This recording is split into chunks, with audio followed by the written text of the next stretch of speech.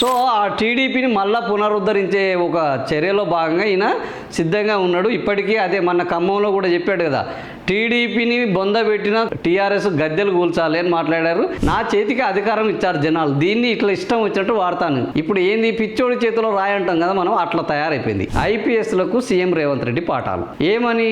So policing ఎట్లా పనిచేయాలి, వాళ్ళు ప్రజలతో ఏ విధంగా కనెక్ట్ కావాలి, వాళ్ళు తమ కింది స్థాయి ఉద్యోగులతో ఏ విధంగా వ్యవహరించాలి. సివిల్ సర్వెంట్లు ఆయన ముందట నిలబడి చేతులు కట్టుకుని వినాల్సిన పరిస్థితి ఏర్పడ్డది. ప్రజలకైతే ఓటేసినందుకు తప్పదు, కానీ వీళ్ళు పాపం ఆయనకు ఓటేయలేదు, ఆయనకు ఓటేయడంలో సహకరించారు.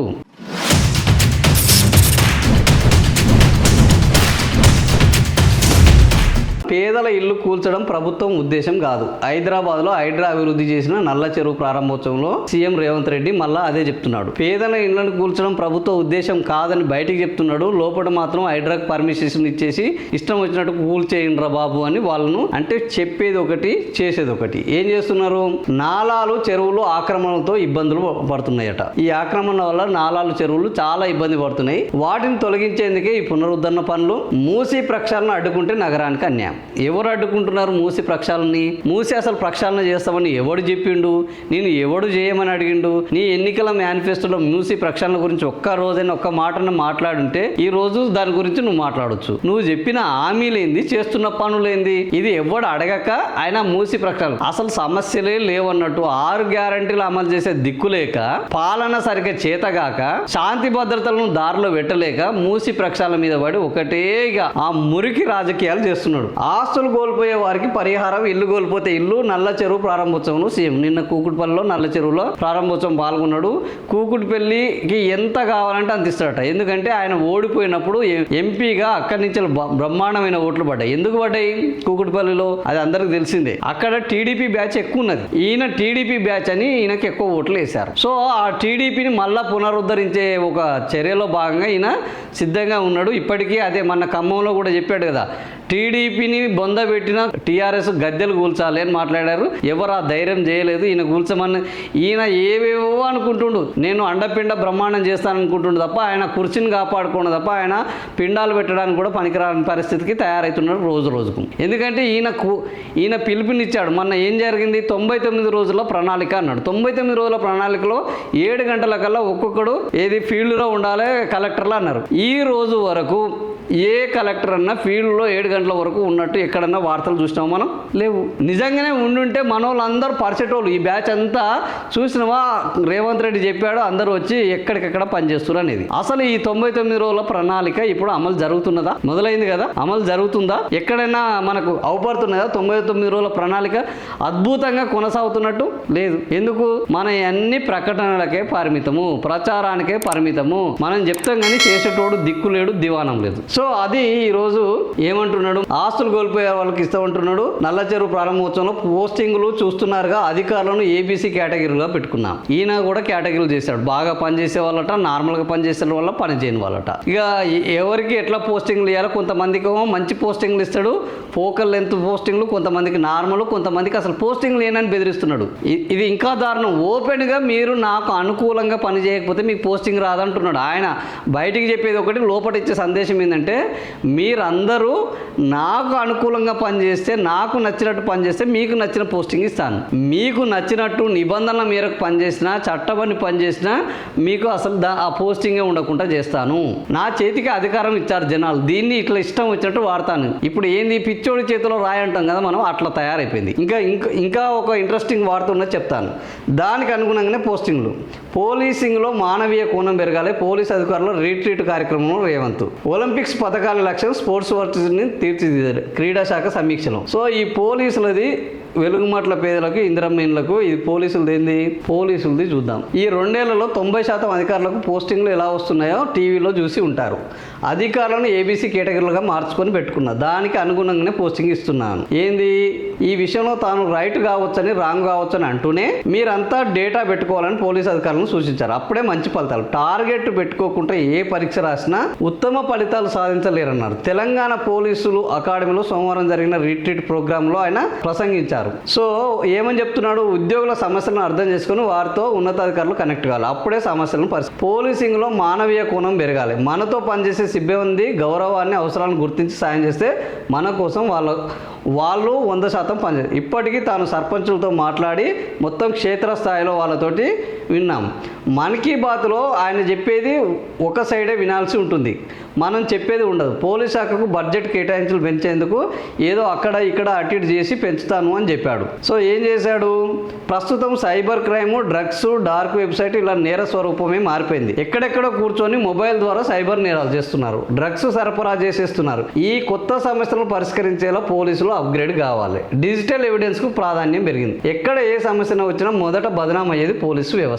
ఏ ఆపద వచ్చినా సాయం కోసం ప్రజలు చూసేది పోలీసు వైపే. సో పోలీసులకు నిన్న ఈయన ఏం చేశాడంటే ఒక అద్భుతమైన స్పీచ్ ఇచ్చాడు. పోలీసులు ఏ విధంగా పనిచేయాలి, ముఖ్యమంత్రి అద్భుతమైన ప్రసంగము. ఈ ప్రసంగానికి వాస్తవానికి 100 మార్కులు వేయాలి. ఎందుకు అనంటే పోలీసులు అసలు సమస్యలను అర్థం చేసుకోకుండా మేము వెంటనే తక్షణమే స్పందించామని పనిచేస్తుండ్రు, అసలు సమస్య మూలాల్లోకి వెళ్ళట్లేదు. ఇంతవరకు బాగానే ఉన్నది. ఎందుకంటే నువ్వు లక్ష్యం తెలియకుండా, ఆ సమస్య మూలం తెలియకుండా ఆ సమస్యను పరిష్కరిస్తాము, ఆ సమస్యను దానికి ఒక న్యాయం ఏం చేయాలనేది అర్థం కాకపోయినప్పుడు ఆ సమస్య మీద ఎంత పని చేసినా ఉపయోగం లేదు.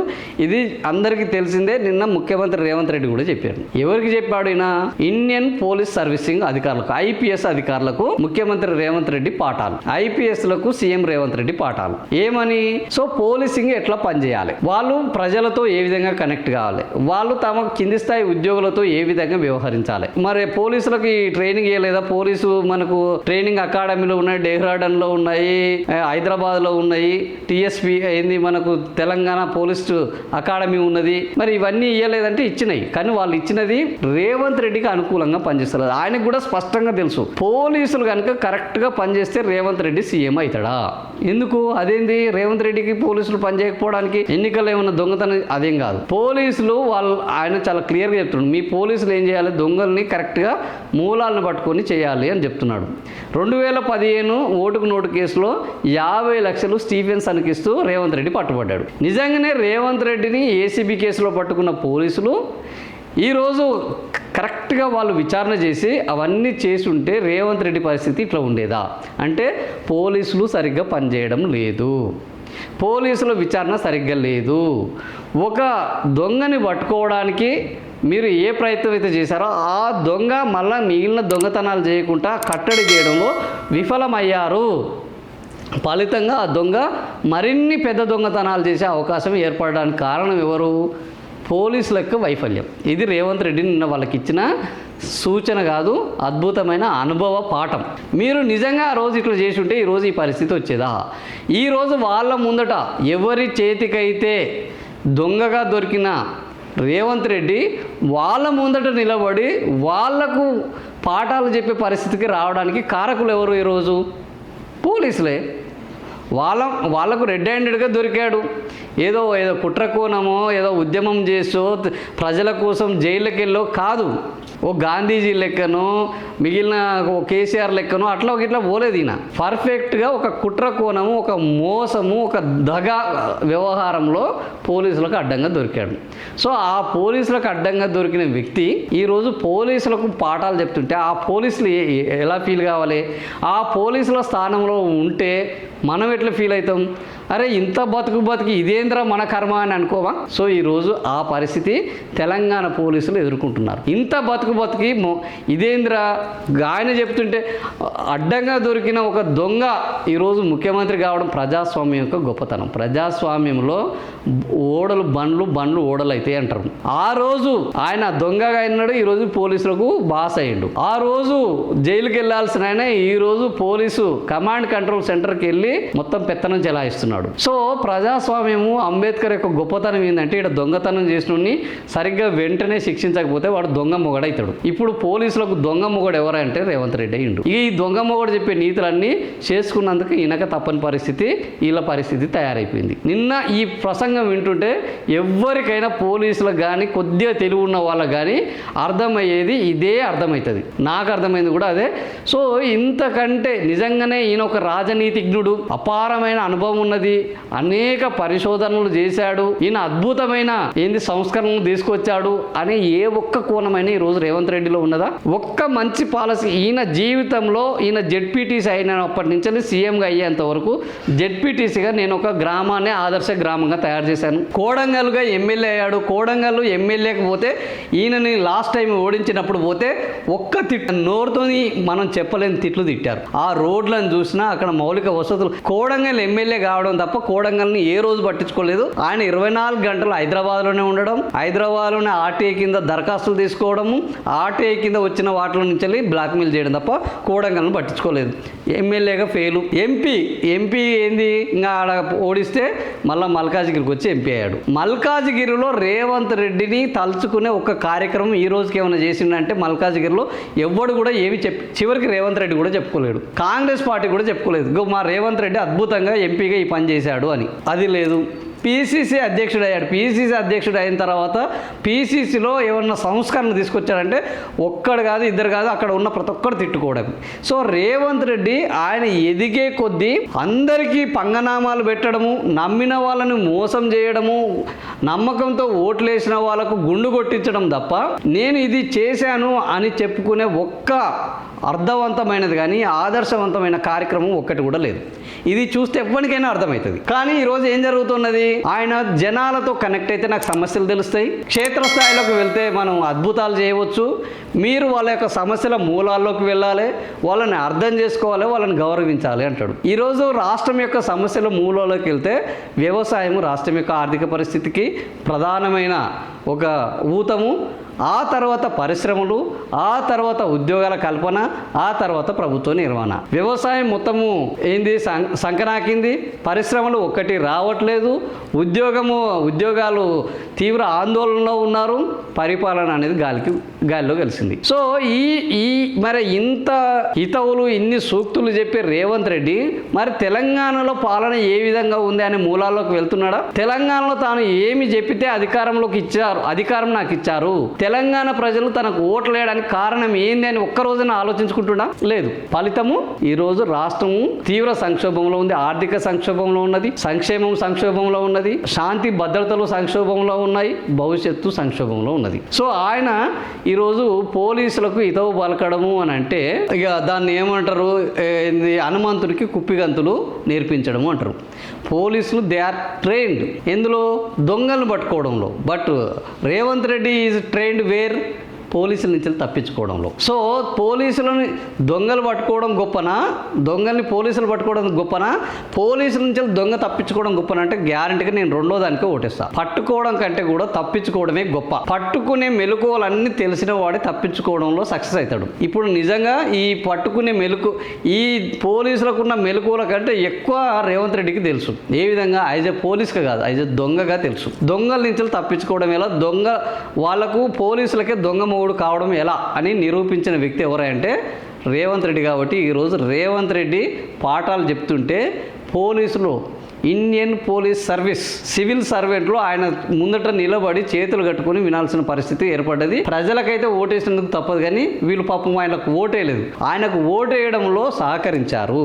ఎందుకు అనంటే ఎప్పుడైతే నేరం జరుగుతుందో ఆ నేరం delayed justice is denied justice అంటారు. ఏది కోర్టు భాషలో. ఒక తీర్పు సకాలంలో రాకపోతే, ఒక న్యాయం సకాలంలో జరగకపోతే అది అన్యాయంగా పరిగణిస్తారు.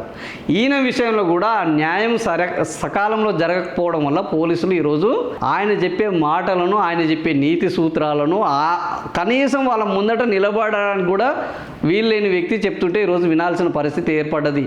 ఎందుకు ఇదంటే ఇప్పుడు నేను ఎందుకు ప్రజాస్వామ్యంలో ప్రజలు ఎన్నుకున్న వాళ్ళే గొప్ప కదా. ఎస్, ప్రజలు ఎన్నుకున్న వాళ్ళు గొప్ప. ఎప్పుడు ప్రజలకు ఇచ్చిన మాటలను నిలబెట్టుకుంటే వాళ్ళు గొప్ప. ప్రజల యొక్క విశ్వాసాన్ని రోజు రోజుకు పెంచుకుంటే వాళ్ళు గొప్ప. ప్రజల యొక్క ప్రగతికి వాళ్ళు రోజు పాటుపడితే గొప్ప.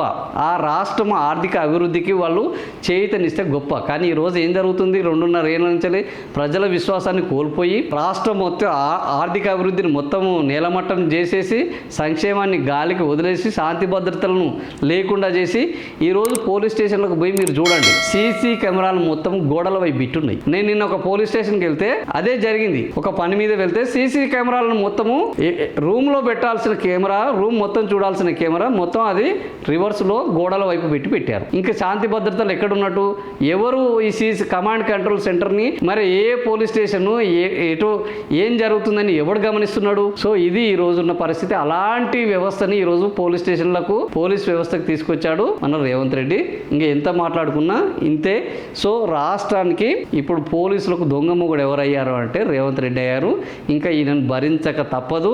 వాళ్ళు చేసేది కూడా ఏమీ లేదు. ఎందుకంటే ప్రజాస్వామ్యంలో ఉన్న గొప్పతనం ఏంటంటే ఇక్కడ ఎవడైనా ఎవరికైనా వీళ్ళ పని చేయకపోతే వాళ్ళ పని చేయడానికి అవతల కూడా వస్తాడు. పోలీసులు వాళ్ళు న్యాయబద్ధంగా వాళ్ళు సరైన విచారణ చేయకుండా వాళ్ళు దేనికైనా అమ్ముడు పోయినా, వాళ్ళు దేనికైనా ఒత్తిడికి లోనైనా, వాళ్ళు ఏ విషయంలోనైనా వాళ్ళకు అవకాశం కల్పిస్తే వాళ్ళే వచ్చి వీళ్ళకు మొగడవుతారు. ఆ తర్వాత ఇంకా ఇట్లాంటిదే ఉంటుంది.